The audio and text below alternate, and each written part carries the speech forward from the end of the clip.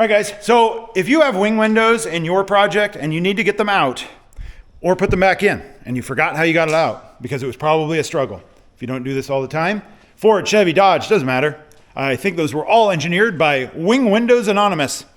I made that up, but it seems like they were all designed by the same people. They all come out kind of the same way. It is tricky getting them in and out, but once you know the trick, it's easy and it applies pretty much across the board. And I don't know why that is, but it's just the way they designed them. Very first, step one, you want your window all the way down, your roll-up window. There's a stopper bolt. It'll be on a big, long slot. I drew a circle around it just so I could throw the thing right back to where it was, and I don't have to figure out where the farthest down setting would be. Take that stop out. Get your window all the way down to the point where the rollers fall out of the track. Now your window's kind of loose in there. It's real easy to just roll the window up and just guide that roller right back into the track again. So you don't have to worry about that. Get that down. Now your window's kind of loose in the door. You want to remove your run channel and your window felts that would be clipped on here. Remove those. You need those out to get that out of there without damaging things. Take the screws out of the side and you got your bolt out of the bottom. Now your window, you'll be able to kind of pull it down and it'll be loose in the door. That part's easy. Now fishing it out, that's where everyone struggles. Now I'm going to show you how to do it. It's really easy. I get to stand on a ladder to do this one because this vehicle's really tall. Your wing window goes in like this. On pretty much all makes, you're going to remove this from the door like this. Okay? So you got your foot there. It's really easy with two hands. If this is nice paint, we're gonna pretend we have real nice paint. I would put some masking tape on there just in case, but put that through like that. Okay, you got that down. Now you're gonna slide it back. Get your little piece of run channel in. Okay, and now you're in the door. Now you're gonna go all the way down, watching your spring on there and watching your top corner so you don't scratch your paint. Once you're inside the door, you should have room to spin it.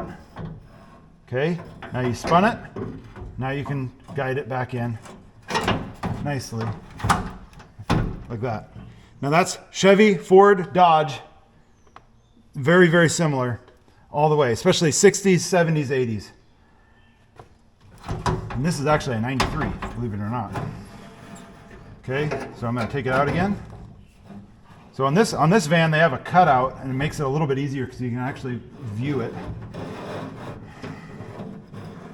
Okay, now this is where you gotta roll it down because you want to take that bracket out flat. Okay, like that.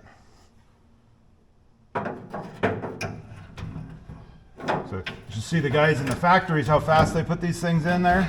And they would have done it just like slick as snot.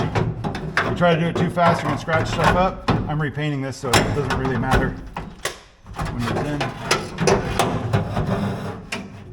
Okay. Windows out. Just hoping this will stick for you guys to see how you get those in and out. It's really easy, but man, it can be a struggle if you don't know that 180 trick.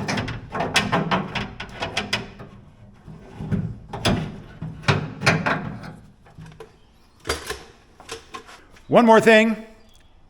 As far as I can remember, they always come out the inside of the door, not the outside. If you know of one where it comes out the outside, doing it that way, or one where the 180 trick is not the way to do it, definitely comment below.